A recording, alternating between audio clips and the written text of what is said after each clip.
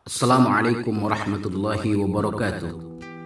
Para sahabat pecinta sejarah yang budiman, berjumpa lagi di channel Dunia Sejarah. Pada kesempatan ini akan membahas tentang Nabi Muhammad sallallahu alaihi wasallam, sang pembawa perdamaian.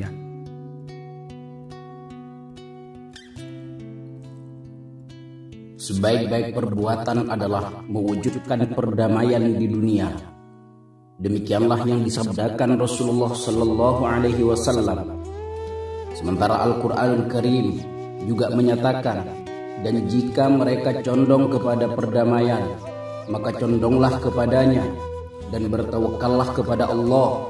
Sesungguhnya Dialah yang Maha mendengar lagi Maha mengetahui.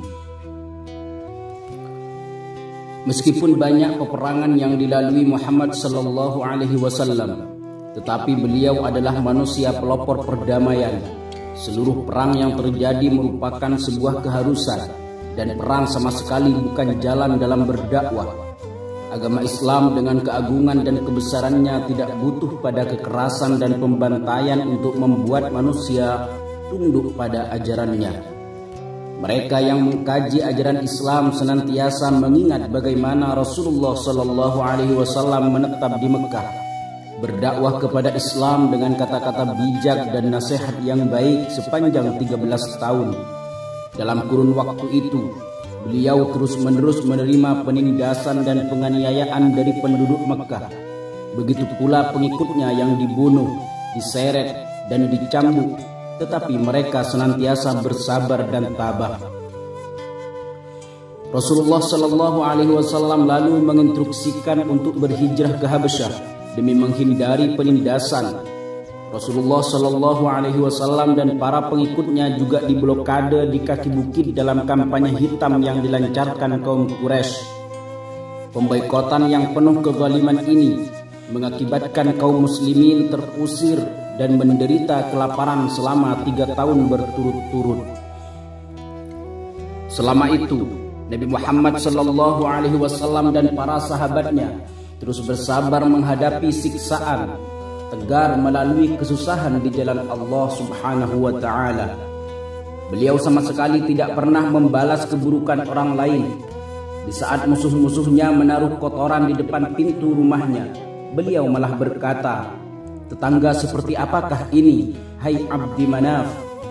Inilah reaksi yang beliau tunjukkan terhadap penentangan dan kebodohan kaumnya serta buruknya perangai mereka. Lagi-lagi beliau tidak berhasrat membalas mereka dengan hal serupa.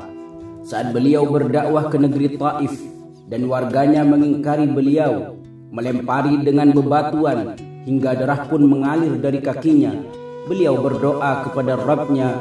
Lalu datanglah malaikat penjaga gunung yang meminta izin kepada beliau untuk menimpakan mereka dengan gunung-gunung Mekkah. Namun Nabi yang penuh kasih ini menolaknya dan berkata, "Semoga Allah menjadikan di antara keturunan mereka orang-orang yang beriman kepadanya." Sepanjang hayatnya, Muhammad sallallahu alaihi wasallam adalah manusia pembawa kedamaian. Pada masa mudanya, meletus perang Fijar antara Quraisy dan Kinanah melawan kabilah Qais dan Ilan. Perang ini terjadi karena penodaan terhadap kesucian bulan haram.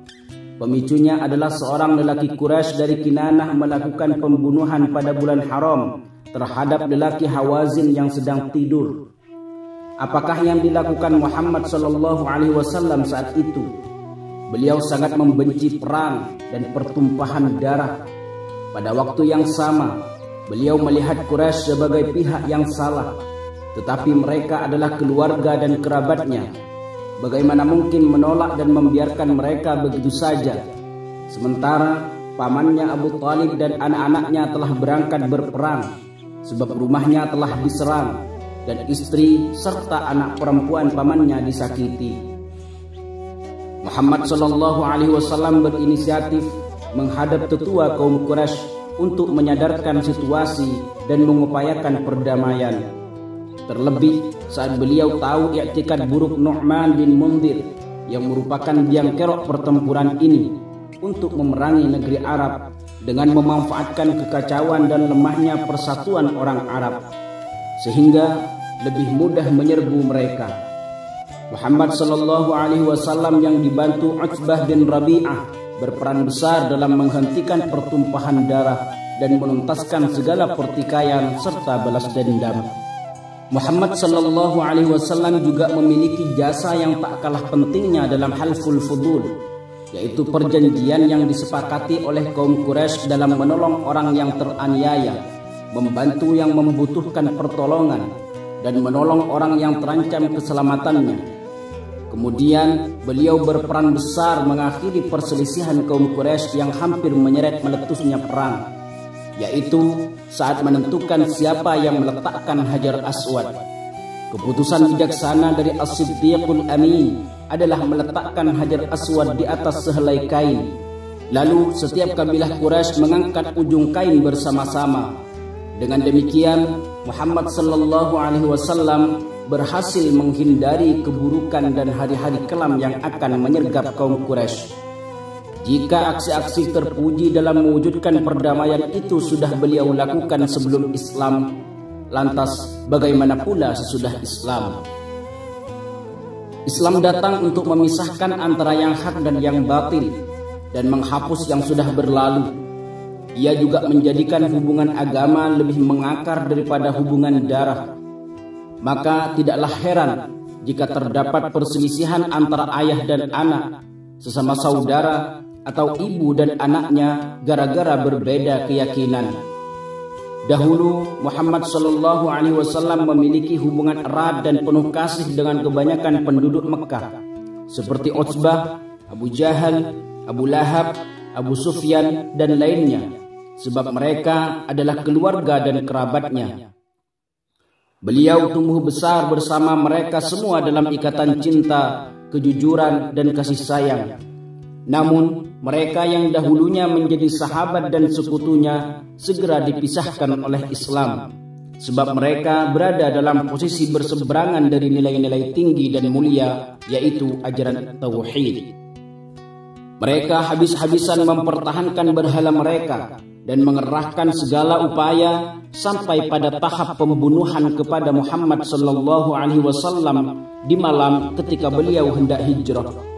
Sungguh ironis sekali konspirasi pembunuhannya, padahal beliau dahulu adalah sahabat dan saudara yang diikat dengan jalinan kebaikan dan kasih sayang. Semua itu kini beralih menjadi permusuhan yang nyata. Akan tetapi beliau tidak pernah lupa bahwa mereka adalah keluarga dan orang-orang yang dicintainya. Betapa beliau sangat berharap agar Allah subhanahu wa ta'ala memberi petunjuk kepada mereka. Lalu turunlah ayat kepadanya, sesungguhnya kamu tidak akan dapat memberi petunjuk kepada orang yang kamu kasihi, tetapi Allah memberi petunjuk kepada orang yang dikehendakinya, dan Allah lebih mengetahui orang-orang yang mau menerima petunjuk. Beliau sangat mengharapkan mereka mendapatkan hidayah, terutama pada pemuka mereka, agar dapat menguatkan Islam. Lalu turunlah surat Abasa. Adapun orang yang merasa dirinya serba cukup, maka kamu melayaninya, padahal tidak ada celaan atasmu kalau dia tidak membersihkan diri untuk beriman. Hikmahnya adalah kaum Quraisy pada akhirnya akan beriman juga, yaitu saat pembangkangan mereka mereda. Saat itu beliau tidak menghendaki pertumpahan darah agar pembangkangan tidak semakin bertambah, sebab akan semakin sulit dan lama untuk menyembuhkan sisa-sisa lukanya. Terlebih melihat sifat tinggi hati dan harga diri orang-orang Arab yang mudah terbakar jika menyangkut urusan menuntut balas. Tuntutan berperang yang beliau hadapi senantiasa dilakukan dengan hikmah dan sikap yang bijak. Pada saat perang Badar, beliau dikelilingi musuh dari berbagai penjuru, sedangkan persenjataan kaum muslimin amat minim. Hampir saja beliau masuk dalam perangkap Quraisy, sebab kaum Quraisy telah bertekad mengerahkan segenap kekuatan dan persenjataannya untuk melenyapkan kaum muslimin. Pada saat itu, apa yang dilakukan sang pembawa perdamaian? Segala sesuatu beliau bersedia lakukan demi terwujudnya perdamaian. Selain dari menyerahkan misi risalah Rabbani kepada kaum musyrikin, Umar telah datang untuk mengajak berdamai, tetapi Quraisy menampiknya karena lebih memilih angkat senjata. Maka tidak ada yang bisa dilakukan selain membela diri atau menerima dibunuh begitu saja. Meskipun jumlah kaum muslimin sedikit, tetapi mereka berdiri gagah mempertahankan diri, sehingga pertolongan Allah Subhanahu wa Ta'ala menghampiri mereka. Kemenangan itu bertentangan dengan segala perhitungan logika. Pada perang Uhud, kaum musyrikin berangkat dengan tekad menuntut balas atas kekalahan di Badar. Lantas, apa yang dilakukan Muhammad sallallahu alaihi wasallam? Beliau tidak memiliki pilihan selain bertahan untuk memperjuangkan eksistensi. Bagaimana tindakan dari sang pembawa keselamatan? Ketika menghadapi keadaan sulit, saat beliau melihat pamannya Hamzah dalam kondisi perut terburai dan hati yang dimangsa, apa yang beliau lakukan dengan jiwa yang terpukul, sedih dan marah? Tahun-tahun pun berlalu dan datanglah hari di mana beliau berhadapan dengan Wahsy, si pembunuh Hamzah yang hendak masuk Islam. Ternyata beliau menerima keislamannya dan memaafkan perbuatannya, meski beliau belum sanggup untuk menatap wajah Wahsy. Begitu pula saat Hindun, si pemakan hati Hamzah, datang kepadanya untuk berislam. Beliau terima Islamnya dan memaafkan perempuan itu tanpa ada celaan atau hinaan. Pada saat perang Khandaq, Muhammad sallallahu alaihi wasallam menyaksikan bagaimana musuh-musuhnya mengelilingi Madinah. Beliau khawatir atas keselamatan kaum Ansar sebab bersekutu dengannya. Maka sang pembawa perdamaian menawarkan kaum Ansar untuk berdamai dengan Ghatfan dengan imbalan kurma Madinah diberikan kepada mereka demi menghindari pertumpahan darah. Kaum Ansar lantas menolak tawaran yang akan menurunkan kehormatan Nabi mereka dan diri mereka. Kemudian datanglah perjanjian Hudaybiyah. Rasulullah sallallahu alaihi wasallam sangat berharap kaum Quraisy mengajukan proposal damai dan berkata, "Demi jiwa Muhammad yang berada di tangannya, jika saja orang Quraisy hari ini mengajukan penawaran dengan meminta kepadaku untuk menyambung silaturrahim dan menjaga kesucian apa yang telah Allah haramkan, maka aku akan menerimanya." Beliau selalu berharap kedamaian dengan kaum Quraisy. Ketika datang kepadanya utusan Quraisy Budail bin Waraqah, Rasulullah sallallahu alaihi wasallam berkata kepadanya, "Sesungguhnya kami tidak datang untuk berperang, tetapi kami datang untuk melaksanakan ibadah umrah. Jika kaum Quraisy mau, kami akan tangguhkan waktu sebentar, sehingga orang-orang dan aku tidak saling terganggu." Dengan kata-kata ini, beliau telah mencetuskan dasar dari perjanjian Hudaybiyah. Budail lalu kembali kepada kaumnya dan berkata, "Kalian terlalu tergesa-gesa terhadap Muhammad. Dia datang tidak untuk berperang, tetapi untuk menziarahi Ka'bah." Mereka berkata, "Jika kedatangan Muhammad tidak bermaksud untuk berperang, demi Allah, dia tidak boleh masuk Mekah dengan kekerasan. Dan jangan sampai bangsa Arab menceritakan yang demikian itu tentang keadaan kita." Begitulah sikap keras kepala kaum Quraisy sampai nyaris mengakibatkan perang. Akhirnya mereka memilih untuk dilanjutkannya kesepakatan damai. Lalu diutuslah Suhail bin Amr dengan beberapa lainnya untuk bernegosiasi dengan Muhammad sallallahu alaihi wasallam terkait isi perjanjian, bahwa Muhammad sallallahu alaihi wasallam akan meninggalkan Mekah pada tahun ini demi menjaga reputasi Quraisy dan citra mereka di kalangan bangsa Arab. Rasulullah sallallahu alaihi wasallam menyambut dengan gembira kedatangan Suhail bin Amr sampai beliau berkata kepada para sahabatnya saat melihat Suhail dari jauh, "Urusan kalian menjadi mudah. Kaum Quraisy bermaksud mengajak damai dengan mengutus orang ini. maka tampakkanlah syiar talbiyah, semoga itu meluluhkan hati mereka. Perjanjian itu lalu disebut dengan perjanjian Hudaybiyah. Rasulullah SAW menerima kesepakatan ini yang secara zahirnya merugikan kaum muslimin. Suhail merasa besar kepala dan angkuh, sementara kaum muslimin merasa sedih dan kecewa, bahkan sampai pada penolakan dan pembangkangan. Di antara mereka adalah Umar bin Khattab. Seusai disepakatinya isi perjanjian, datanglah Abu Jandal bin Suhail yang melarikan diri dari Mekah demi agamanya.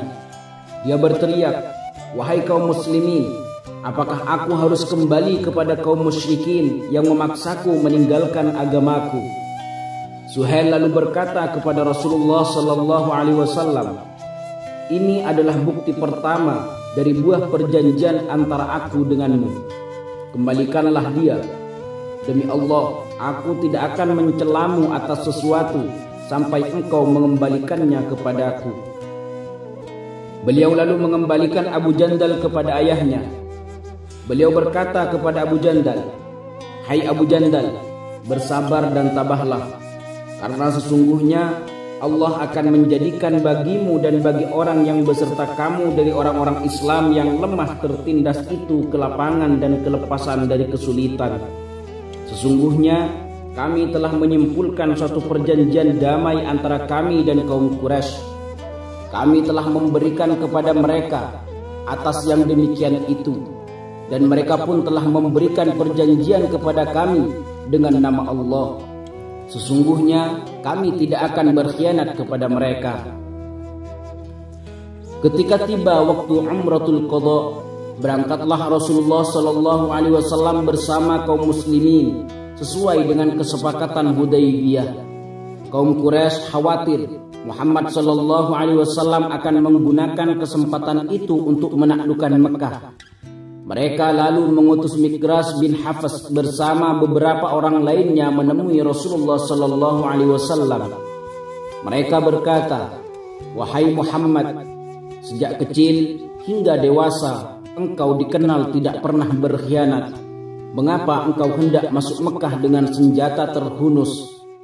Padahal kaum Quraisy telah mensyaratkan kepadamu agar tidak memasukinya kecuali dengan senjata seorang musafir, yakni pedang di dalam sarung." Rasulullah SAW berkata kepada mereka, "Aku tidak akan memasukinya dengan senjata." Mikras berkata, "Inilah yang dikenal darimu akan sifat kebaikan dan memenuhi janji." Dia lalu segera kembali kepada kawan-kawannya di Mekah dan berkata kepada mereka, "Muhammad akan masuk sesuai dengan syarat yang kalian berikan kepadanya." Muhammad SAW memasuki Mekah dan menetap selama 3 hari lamanya. Selama di sana, beliau tidak berhasrat untuk menguasai Mekah dengan kekerasan. Penduduk Mekah menyaksikan langsung kesetiaan Nabi Muhammad SAW pada janjinya, di mana bisa saja beliau membatalkan perjanjian itu. Lalu berakhirlah Umratul Qadha dan Nabi SAW kembali ke Madinah. Ternyata yang terjadi adalah pihak Quraisy melanggar perjanjian, sehingga mengundang Muhammad SAW bergerak untuk menaklukkan kota Mekah. Lihatlah bagaimana Abu Sufyan yang ditemani Abbas memohon perlindungan kepada Rasulullah SAW. Umar berkata, "Wahai Rasulullah, ini Abu Sufyan, si musuh Allah. Allah telah memperkenankan kita terhadapnya, sebab tidak ada perjanjian apapun dengannya. Izinkan aku untuk membunuhnya." Rasulullah SAW menolak pertumpahan darah, bahkan memerintahkan untuk disiarkan pada seluruh penduduk Mekah bahwa barang siapa memasuki rumah Abu Sufyan maka dia aman. Barang siapa yang menutup pintu rumahnya maka dia aman. Dan barang siapa yang memasuki masjid maka dia aman. Tatkala Sa'ad bin Ubadah, pemimpin kaum Ansar, berkata penuh ancaman kepada kaum Quraisy, "Hari ini adalah hari pembantaian, hari ini dihalalkan yang haram. Lalu Nabi SAW marah dan menurunkannya sebagai komandan. Sa'ad lalu digantikan oleh anaknya Qais. Beliau kemudian meluruskan ucapan Sa'ad dengan berkata, hari ini adalah hari kasih sayang, hari di mana kehormatan dimuliakan. Saat datang kabar kepadanya bahwa terjadi pertempuran kecil di Mekah, beliau amat marah dan berkata, bukankah sudah kularang untuk berperang?